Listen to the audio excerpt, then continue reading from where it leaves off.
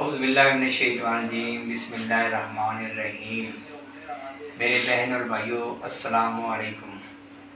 میں آپ کے لیے آج معدے کی امراض کا ایک نسخہ لے کر آیا ہوں، جس کی علامات یہ ہیں: پیٹ میں گیس کا بھر جانا، قبض کا ہو جانا، بھوک میں کمی آ جانی اور کھٹی ڈکاریں آنا۔